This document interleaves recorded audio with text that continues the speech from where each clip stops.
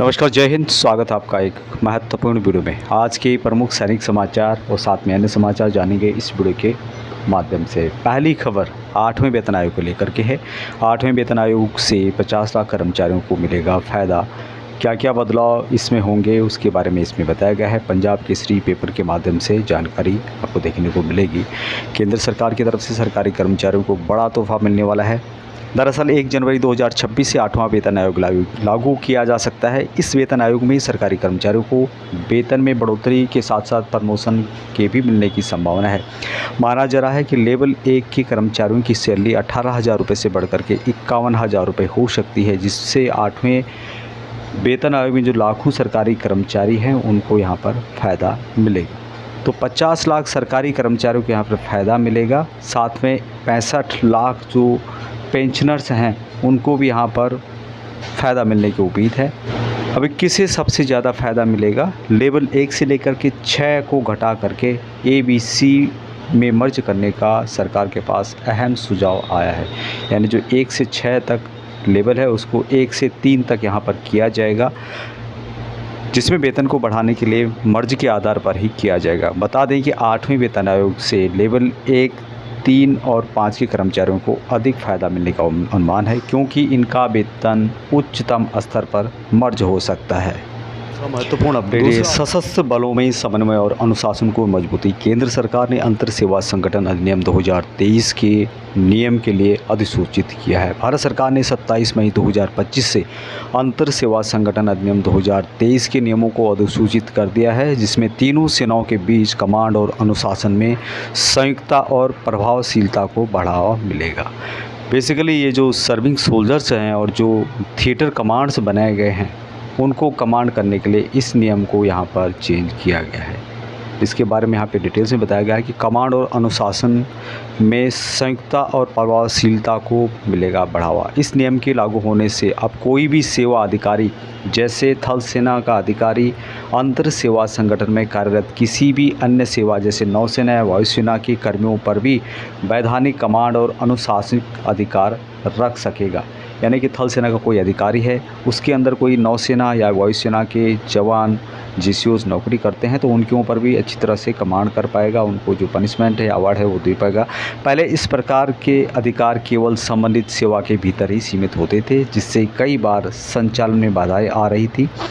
अब यहाँ बाधा दूर हो गई है और इससे संयुक्त सैनिक संरचनाएँ जैसे कि थिएटर कमांड अधिक कुशलता से संचालित की जा सकेगी। तो ये जो बेसिकली नियम है, जो भी सर्विंग सोल्जर्स हैं और जो थिएटर कमांड में काम करते हैं, जहाँ पर तीनों सेनाओं का कमांड होता है, एक अधिकारी होता है, उसके अंतर्गत अलग अलग सेनाओं के जवान्स होते हैं, GCOs होते हैं, तो उनको कमांड करने के लिए ये नियम बनाया गया है। दूसरी खबर कर्नाटक से है। कर्नाटक के उप मुख्यमंत्री DK शिवकुमार का बयान, कहा पूर्व सैनिकों के लिए अलग निगम बनाने की योजना।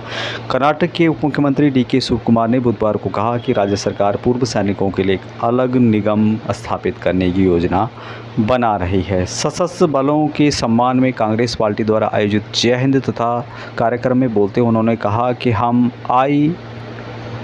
AICC यानी कि ऑल इंडिया कांग्रेस कमेटी अध्यक्ष मल्लिकार्जुन खड़गे की सलाह के अनुसार एक अलग निगम स्थापित करने पर विचार कर रहे हैं। हम अपने सैनिकों की सुरक्षा के लिए प्रतिबद्ध है, जो हमारे देश की रक्षा करते हैं। तो कर्नाटक के जो भी पूर्व सैनिक हैं उनके लिए महत्वपूर्ण खबर है, उनको इससे वेलफेयर मिलेगा, साथ में उनके लिए नौकरी भी मिलेगी। दूसरा जो अपडेट है यहाँ भी बहुत ही महत्वपूर्ण है। यहाँ पर सरकार के द्वारा फ्री में बद्रीनाथ धाम की यात्रा कराई जा रही है। इसके संबंध में लेटर जारी किया गया है। निदेशालय सैनिक कल्याण एवं पुनर्वास उत्तराखंड 15C कालिदास मार्ग, हाथी बड़कला, देहरादून से लेटर है और सेवा में समस्त जिला सैनिक कल्याण एवं पुनर्वास अधिकारी उत्तराखंड को लेटर लिखा गया है। इसका जो विषय है, माननीय मुख्यमंत्री जी की घोषणा संख्या 163/2025, 60 वर्ष से अधिक आयु के बुजुर्ग पूर्व सैनिकों एवं उनकी पत्नियों, पूर्व सैनिक विधवाओं और वीर नारियों का राज्य सरकार द्वारा निःशुल्क बद्रीनाथ धाम यात्रा कराई जाएगी के क्रियान्वयन के संबंध में उनके द्वारा यहाँ जो लेटर है जितने भी जिला सैनिक कल्याण पुनर्वास अधिकारी हैं उनको लिखा गया है। यहाँ पे उसकी डिटेल्स बताई गई है। उत्तराखंड सरकार की जो लेटर है उसका हवाला दिया गया है, तो मुख्यमंत्री के द्वारा घोषणा की गई है, उसका डिटेल्स बताया गया है। नेक्स्ट जो पॉइंट है यहाँ पे बताया गया है कि उक्त के संबंध में अनुरोध करता है कि कृपया 60 वर्ष से अधिक बुजुर्ग पूर्व सैनिकों, उनकी पत्नियों, पूर्व सैनिक विधवाओं तथा वीर नारियों का विवरण निम्न प्रारूप पर श्रेणीवार तैयार कर निदेशालय को दिनांक 10/6/2025 तक उपलब्ध कराने का कष्ट करें। तो ये जो फैसिलिटी है आप जो भी उत्तराखंड के हैं उनको मिल रही है। बद्रीनाथ धाम के दर्शन करने आपको मिल सकते हैं फ्री में, सरकार के द्वारा कराया जा रहा है। क्रमांक है, यहाँ पर नंबर है, रैंक है, नाम है, वीरता पुरस्कार यदि कोई मिला है, जन्म तिथि, अभियुक्ति, उसी तरह पूर्व सैनिक पत्नी और सैनिक विधवाएं उनके लिए भी डिटेल्स मांगी गई है। उसके अलावा वीर नारीज सभी के लिए मांगा गया है। उपरोक्त कार्य को प्राथमिकता देते हुए उक्त सूचना ससमय भेजना सुनिश्चित करें। कर्नल योगेंद्र कुमार, सेवानिवृत्ति उप निदेशक, उनके द्वारा लिखा गया है। तो जो भी बद्रीनाथ यात्रा या बद्रीनाथ धाम की निःशुल्क यात्रा करना चाहते हैं वो अपने जिला सैनिक कल्याण एवं पुनर्वास अधिकारी के पास जाएं और वहां पर अपना नाम दें। तो इस तरह से जो जिला सैनिक कल्याण अधिकारी हैं वह नॉमिनल रोल बना करके देंगे। आपका काम है कि आप अपने जिला सैनिक कल्याण पुनर्वास अधिकारी के पास अपनी डिटेल्स देकर जाएं और आप बद्रीनाथ जो धाम है वहाँ की निःशुल्क यात्रा कर सकते हैं। अगला जो लेटर है काफ़ी इम्पोर्टेंट है। 2 मई 2025 को director general of MOD army की तरफ से ये लेटर जारी किया गया है। यहाँ पर आप देख सकते हैं EME scholarship scheme class 10th 12th and degree engineering / medical. यहाँ पे बताया गया है इसके बारे में कि EME छात्रवृत्ति योजना कक्षा 10वीं 12वीं और डिग्री इंजीनियरिंग / मेडिकल के लिए है। यहाँ पर इसका जो पॉइंट नंबर 1 है जिसमें कुछ लेटर के रेफरेंस दिए गए हैं जो कि 14 जनवरी 2017 के द्वारा दिए गए थे। दूसरा जो पॉइंट है इसमें बताया गया है कि आपके अधिकार क्षेत्र के अंतर्गत आने वाली इकाइयों को उपरोक्त कोर इंश्योरेंस के अनुसार आवेदन करने के लिए सूचित किया जाता है। सेवारत / सेवानिवृत्ति JCU ORs के जो बच्चे हैं जो कि क्लास 10th 12th और डिग्री इंजीनियरिंग मेडिकल नीट को सही तरह से जिन्होंने पूर्ण कर लिया है उनके दस्तावेज यहाँ पे मांगे गए हैं जिनसे कि उनको छात्रवृत्ति या उनको जो स्कॉलरशिप है वो दिया जा सके। आगे इसमें जो पॉइंट है application form counter signature by COOC secretary ZSW यानी जिला सैनिक बोर्ड किलेली मॉनिटरिंग काउंटर साइन ऑफिसर्स वगैरह होने चाहिए। Photocopy of marksheet duly attested होनी चाहिए। 6वां नंबर है passport size photo of candidate attested on back side यानी पासपोर्ट साइज़ का फ़ोटो हो और साथ में बैक साइड अटेस्टेड किए हो।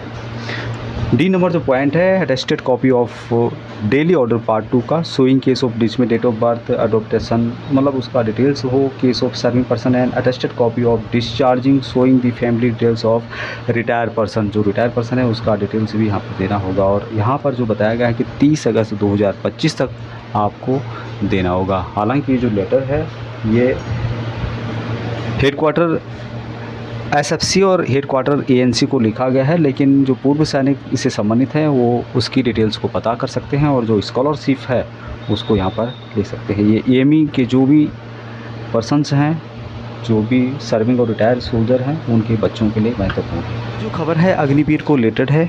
रिटायर अग्निवीर बना सकेंगे करियर, अब रेजिमेंट में ही होगी वोकेशनल कोर्स की पढ़ाई। 29 मई 2025 की खबर है और इसमें बताया गया है कि अग्निवीरों के लिए 5 नए पाठ्यक्रम शुरू किए जा रहे हैं।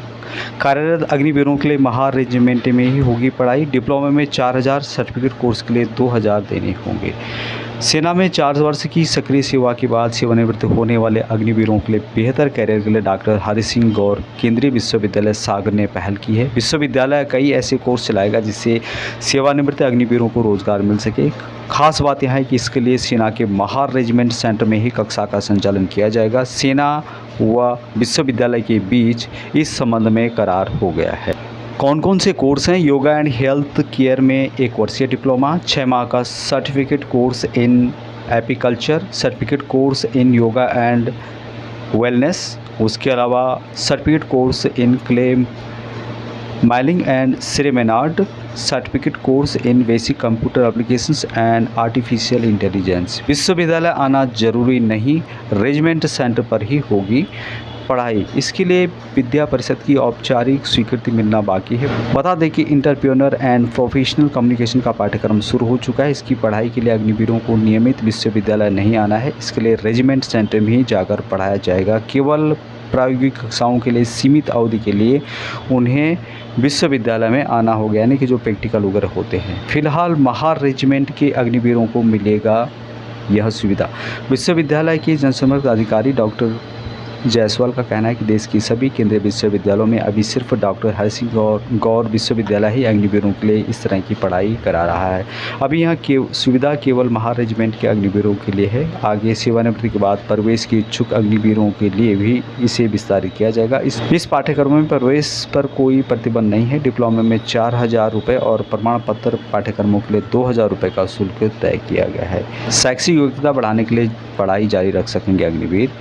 और यहाँ पर जो विश्वविद्यालय के कुलपति है उन्होंने बताया कि महार रेजिमेंट जांबाज व कुशल सैनिक तैयार कर रही है। विश्वविद्यालय के रूप में हम अपनी भूमिका का निर्वाह करते हुए उन्हें शैक्षिक, व्यावसायिक एवं तकनीकी दक्षता देंगे। सेवाकालीन अवधि में यह जवान अपनी शैक्षिक योग्यता बढ़ाने के लिए पढ़ाई जारी रख सकेंगे और जब वहाँ सेवानिवृत्ति होंगे तो इन पढ़ाई और डिग्री के आधार पर नया करियर चुन पाएंगे। तो ये अग्निवीरों के लिए काफ़ी अच्छा मौका है कि उन्हें इस तरह के जो कोर्सेज हैं उनका फ़ायदा मिलेगा जो इस कोर्स को करना चाहते हैं। पूर्व सैनिकों के लिए डीएससी की 2 भर्तियाँ हैं। पूर्व सैनिकों को डीएससी की भर्ती 3 जून को होगी और यहाँ पर बताया गया कि कुमाऊं रेजिमेंट केंद्र में पूर्व सैनिकों की डीएससी भर्ती होगी और यहाँ भर्ती 3 जून को आयोजित की जाएगी। इसके लिए रोस्टर जारी किया गया है। यहाँ पर जो है सिपाही क्लर्क और सिपाही जनरल ड्यूटी दोनों की भर्ती होगी। मेडिकल कैटेगरी सेफ 1 होना चाहिए। इसमें सिपाही जनरल ड्यूटी के लिए जो एज रखी गई है 30 जून 2023 से 31 मई 2025 के बीच सेवानिवृत्त हुए हैं और जिनकी आयु 46 वर्ष से कम हो, साथ ही सेवानिवृत्ति को 2 साल से अधिक न हुए हों। दूसरा जो यहाँ पे है सिपाही क्लर्क, जिसके लिए 30 जून 2020 से लेकर 31 मई 2025 की सेवानिवृत्ति रखी गई है।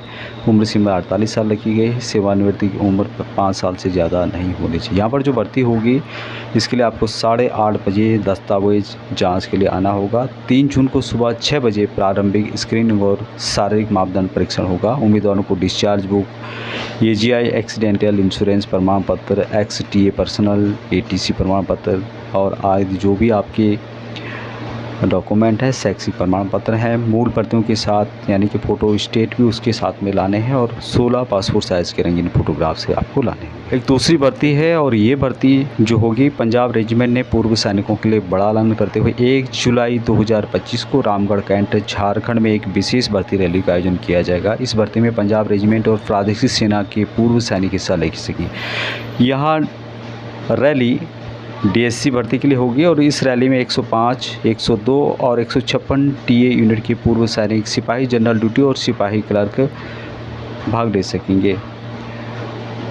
भर्ती की जो शर्तें हैं वही जो हर भर्ती में होती है डीएससी की, लेकिन फिर भी 10वीं पास होना चाहिए आपका एजुकेशन। 10वीं पास नहीं है तो आर्मी का जो 3A जो एजुकेशन कोड का होता है वो सर्टिफिकेट आपके पास होना चाहिए। उम्र सीमा की बात की जाए तो 46 साल स्टाफ जो जनरल ड्यूटी है उसके लिए है और 48 साल जो क्लर्क है उसके लिए किया गया है। जनरल ड्यूटी के लिए जो गैप दिया गया है 2 साल दिया गया है, उसी तरह से जो क्लर्क है उसके लिए 5 साल दिया गया है। इसके अलावा सभी उम्मीदवारों को भर्ती रैली के दौरान फिजिकल जो पीपीटी होता है टेस्ट पास करना होगा।